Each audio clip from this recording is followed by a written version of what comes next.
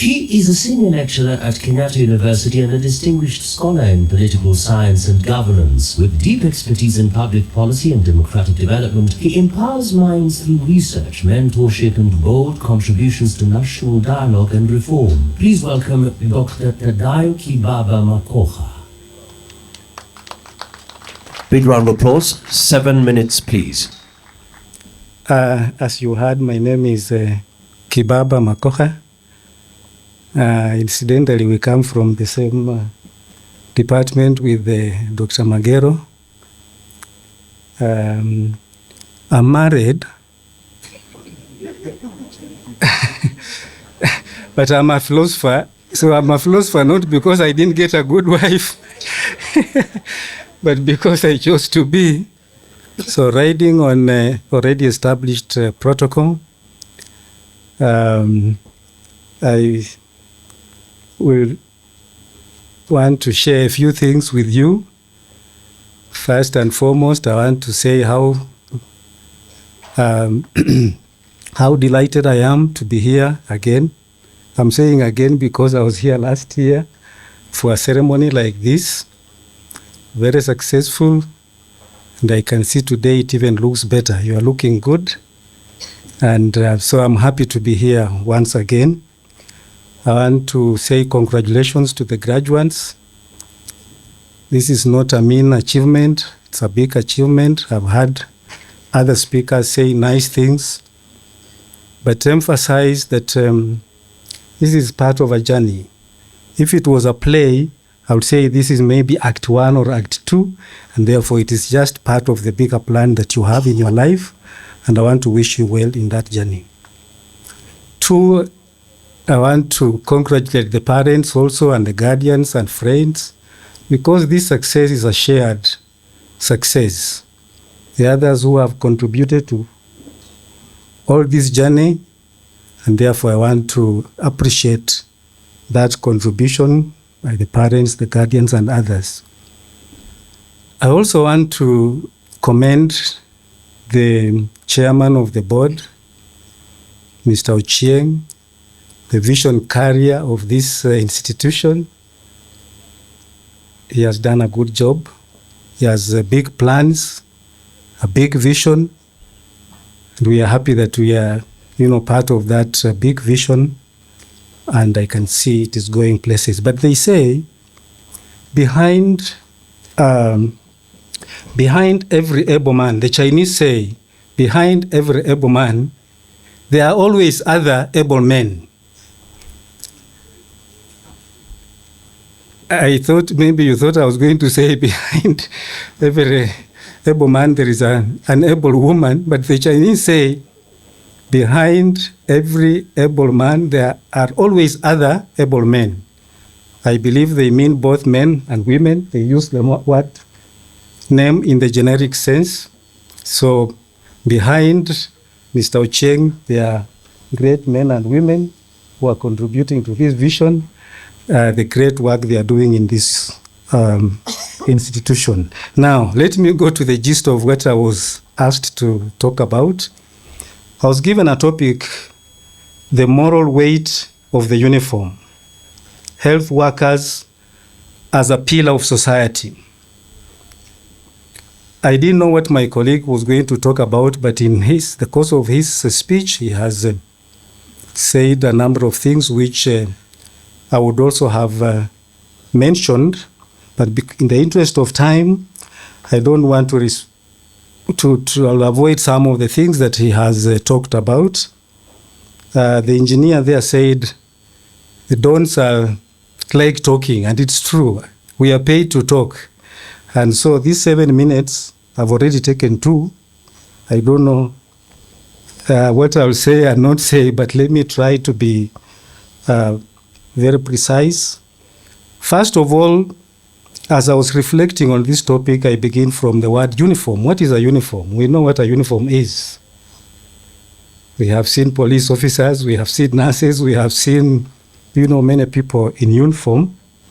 But the Webster Dictionary defines uniform as a distinctive set of clothing worn by members of a particular group, serving as a means of identification. So You cannot just pick a dress and put on and say it's a uniform.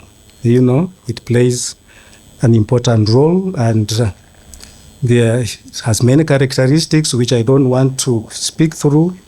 But the philosophy behind a uniform is basically that clothing can convey and communicate certain things.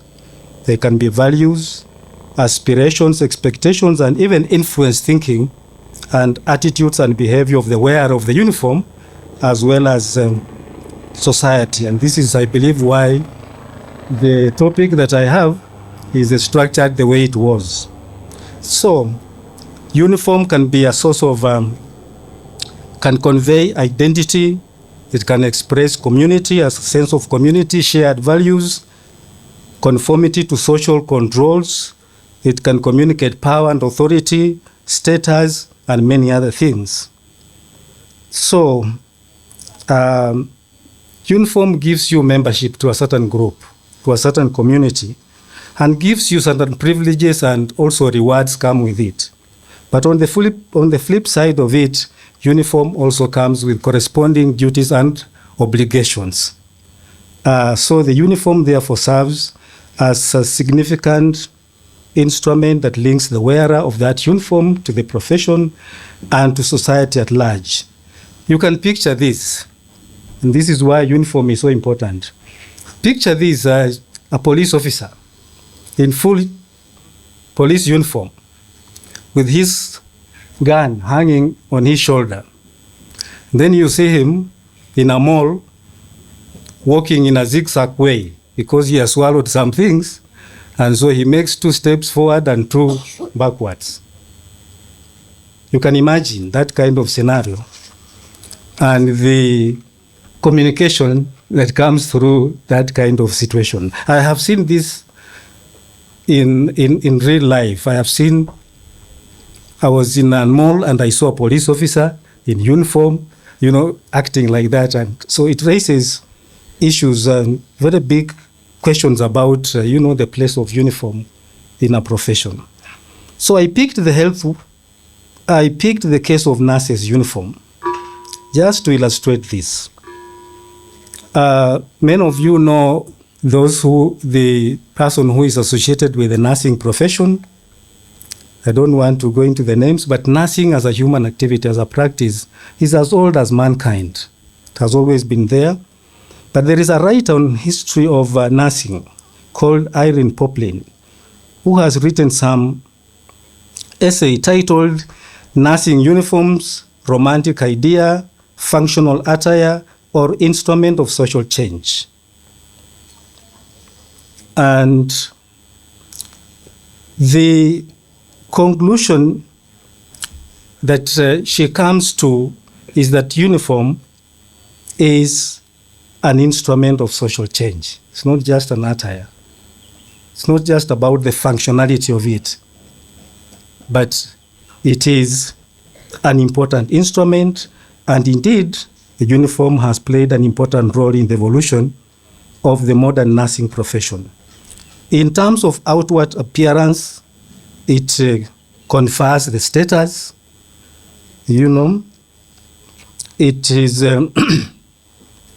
it confers the status to you as the wearer of that uniform and differentiates you from other people who can do caretaking, because there are many other people who can do caretaking.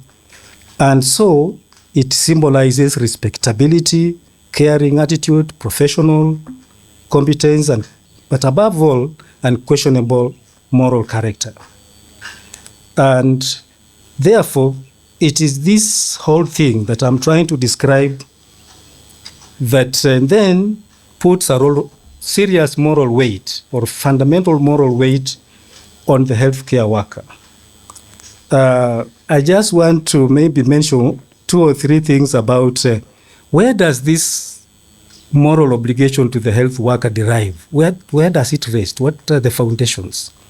And there are many things, but one, and for me the most fundamental of all, is the fact that human beings have a human dignity. Human dignity is really the essence of what it means to be a human being. We say that human beings have a value. that they possess simply by virtue of being human beings, not because of any merit, not because they have done anything, but simply by virtue of being human beings, they possess intrinsic value. They have value that they possess intrinsically, and therefore the health workers foremost, in my view, the health workers' foremost duty or moral duty is to promote and protect human life and its intrinsic value, human dignity. That to me is the core.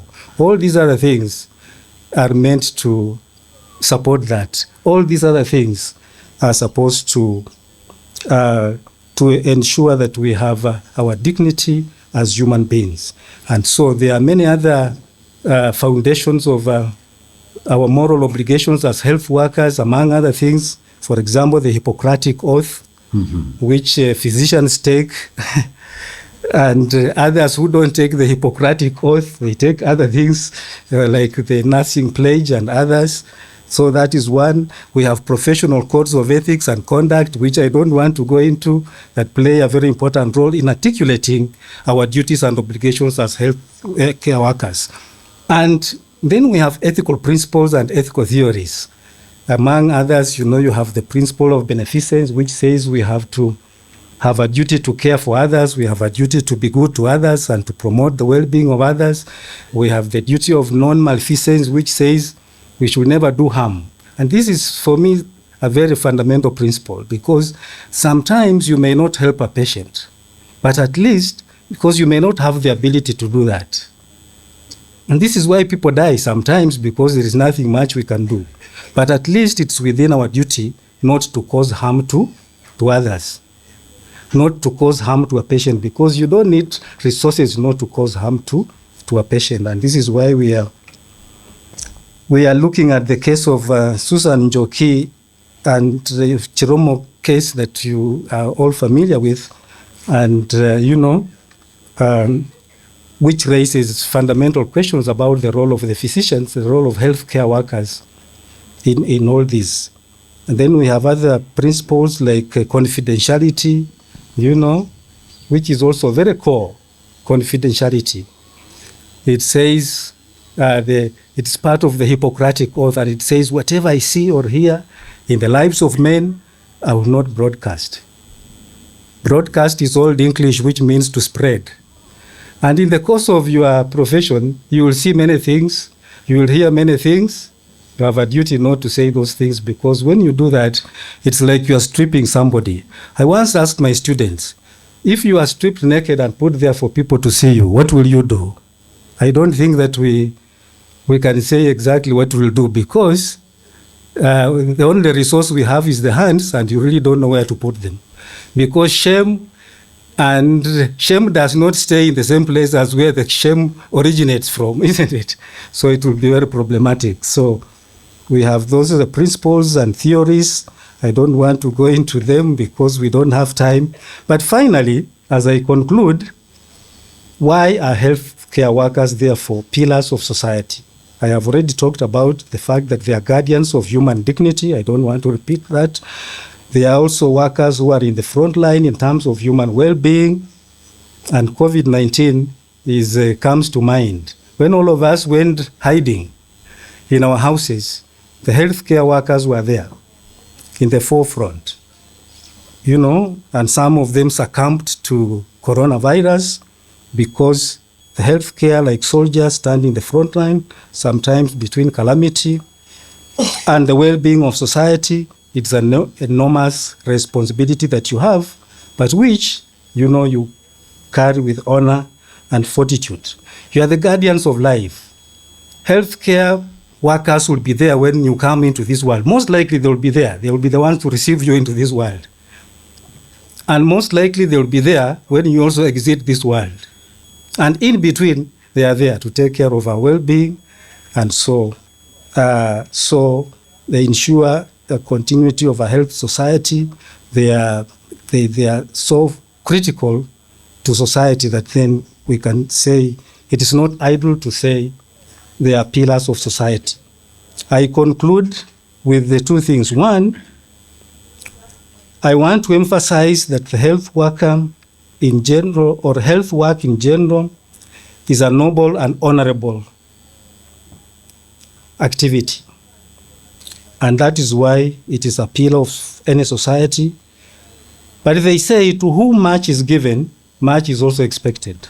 And therefore, noble work of healthcare must also be done by noble men and women. And this is what perhaps dictates the enormous moral weight placed on you health workers.